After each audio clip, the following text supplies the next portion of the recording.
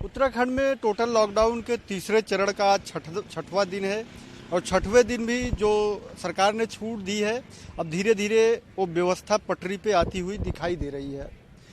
जैसा कि मैं आपको लगातार दिखा रहा हूँ देहरादून का क्या हाल है और कोरोना महामारी से जो जंग छिड़ी है वो किस स्तर से, किस तरह से, किस तरीके से लड़ी जा रही है। जब सरकार ने टोटल लॉकडाउन में लोगों को छूट दी तो पहले दिन बेहद ख़राब हालात रहे। जो उसका रिएक्शन आया वो बड़ा ख़राब, बहुत ही नेगेटिव था। सोशल डिस्टेंसिंग की धज्जियाँ उड़ा दी गई, लंबी लंबी लाइनें शराब की दुकानों पे लगी, राशन और अन्य की दुकानों पर सोशल डिस्टेंसिंग का पालन नहीं किया गया। इसके साथ ही गाड़ियों की भी एक लंबी चौड़ी फौज, भीड़ जो है सड़कों पे अचानक उतर आई। पुलिस प्रशासन को बहुत मेहनत करना पड़ा लोगों को यह बात समझाने में कि यह जो छूट है यह सिर्फ इसलिए दी गई है कि लॉकडाउन का जो अवधि है, जो पीरियड है, वो बहुत लंबा हो गया है और अब सरकार को लगता है कि लोगों को कुछ राहत देना चाहिए। लेकिन यह राहत कोरोना के रिस्क पर नहीं दी जा सकती और लोगों को ये बात समझ में आने लगी और धीरे धीरे आज जब छठवें दिन हम आपको दिखा रहे हैं कोरोना से जो जंग जारी है उसके हालात के बारे में, तो मैं कह सकता हूं कि अब लोगों को बात ये समझ में आ गई है कि सोशल डिस्टेंसिंग का कितना पालन करना कितना ज़रूरी है। और इसके साथ ही जो दुकानों के खुलने की एक व्यवस्था बनाई गई है, कुछ श्रेणी की दुकानें 3 दिन खुलेंगी और श्रेणी की दुकानें अन्य 3 दिन खुलेंगी। सप्ताह में कुल 6 दिन होते हैं, 7 दिन होते हैं, तो 4 दिन कुछ दुकानें खुलेंगी और 3 दिन कुछ। सरकार ने बाकायदा उसका नोटिफिकेशन जारी किया हुआ है। लेकिन जो व्यवसायी थे वो इसका विरोध कर रहे थे। उनका कहना था कि कोरोना की जो मार है वो अर्थव्यवस्था पे बहुत बुरी तरह पड़ रही है और उससे आने वाले समय में हम सबको बहुत बड़ी दिक्कतें उठानी पड़ेगी। प्रशासन ने उनके साथ बैठ के भी उनकी जो समस्याएं हैं उसको बहुत गंभीरता से सुनी और उस पर एक सकारात्मक फैसला लिया और अब धीरे धीरे वह व्यवस्था पटरी पे आती हुई दिखाई देने लगी है। दुकानें खुल रही हैं, 4 बजे तक दुकानें खुल रही हैं और 7 बजे तक एक तरह से टोटल लॉकडाउन से छूट है कि जो व्यक्ति हैं वो कहीं भी आ जा सकते हैं अपने ज़रूरी काम से और वैलिड परमिट या पास के अनुसार आधार पे।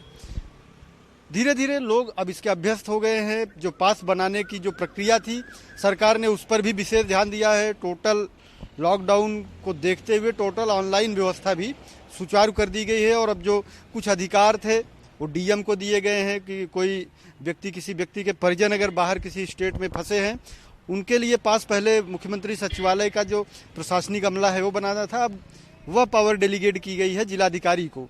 सभी जिलों के जिलाधिकारी वह पास जारी कर सकते हैं, जिसकी वजह से जो शासन पे एक तरह का दबाव था वो थोड़ा कम होता हुआ दिखाई दे रहा है। इसके साथ ही सरकार ने जो एहतियात होती है उस पर भी कोई कोताही नहीं बरती है और लगातार उसका पालन किया जा रहा है कि जो सबसे बड़ी जो बात है, जनता का जो सपोर्ट मिल रहा है उसने सरकार के इस काम को काफ़ी आसान कर दिया है। हालांकि बावजूद इसके जो कोरोना पॉजिटिव पेशेंट्स की संख्या है वो बहुत तेज़ी से बढ़ रही है। आज जब मैं बात कर रहा हूं तो एक ही ज़िले में यानी ऊधम सिंह नगर में 4 पेशेंट्स पॉजिटिव मिले हैं और अब संख्या बढ़ करके कुल संख्या हो गई है 67 यानी 67। अब धीरे धीरे देहरादून जो प्रदेश की एक तरह से राजधानी कही जाती है वहाँ पे हालात नियंत्रण में हैं और बहुत तेज़ी से जो कंटेनमेंट जोन थे, कंटेनमेंट इलाके थे, वो धीरे धीरे उससे मुक्त हो रहे हैं और उनको एक तरह से सामान्य परिस्थितियों के लिए खोला जा रहा है।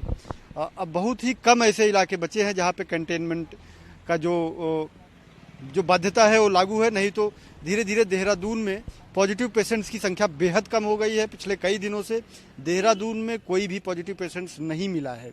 अब जो मिल रहे हैं वो हरिद्वार और ऊधम सिंह नगर। ऊधम सिंह नगर जो जिला है वहाँ का जो जिला मुख्यालय यानी रुद्रपुर है वो एक तरह से कोरोना का नया एपिक सेंटर बनता हुआ दिखाई दे रहा है, क्योंकि वहाँ पिछले कुछ ही दिनों में बड़ी तेज़ी से पॉजिटिव पेशेंट्स की संख्या बढ़ी है। हालांकि वो बॉर्डर इलाका है, वहाँ पे उत्तर प्रदेश की सीमा के नज़दीक है, तो लोगों का कहना है कि जो आवागमन हो रहा है शायद उसका भी एक कारण है, वो भी एक कारण है इस संख्या को बढ़ा रहा है। सरकार का उस पर पूरा ध्यान है कि जो रेड जोन में है वो ऑरेंज जोन और ग्रीन जोन में बदले और जो इस तरह से नए एपिक सेंटर डेवलप हो रहे हैं उन पे प्रभावी नियंत्रण लगाया जाए। उसके लिए सरकार लगातार कार्रवाई कर रही है और पूरी उम्मीद है कि जिस तरह से पूरे देश में कोरोना फैल रहा है, उत्तराखंड उस मामले में एक बेहतर परफॉर्म करने वाला स्टेट बनता दिखाई दे रहा है। और यहाँ पे पॉजिटिव पेशेंट्स की संख्या भी कम है और सरकार की जो मशीनरी है, जो व्यवस्था है, वो लगातार लोगों की इलेक्ट्रॉनिक सर्विलांस के थ्रू भी उन पर नज़र रख रही है। जो कम्युनिटी सर्विलांस है उसका पूरा प्रयोग किया जा रहा है। और अब तक देहरादून जिले की जो जनसंख्या है लगभग 10 लाख के करीब है और 6 लाख से अधिक लोगों का कम्युनिटी यानी सामुदायिक निगरानी हो चुकी है। तो इस तरह से देखें, टेस्ट की संख्या भी बढ़ाई जा रही है।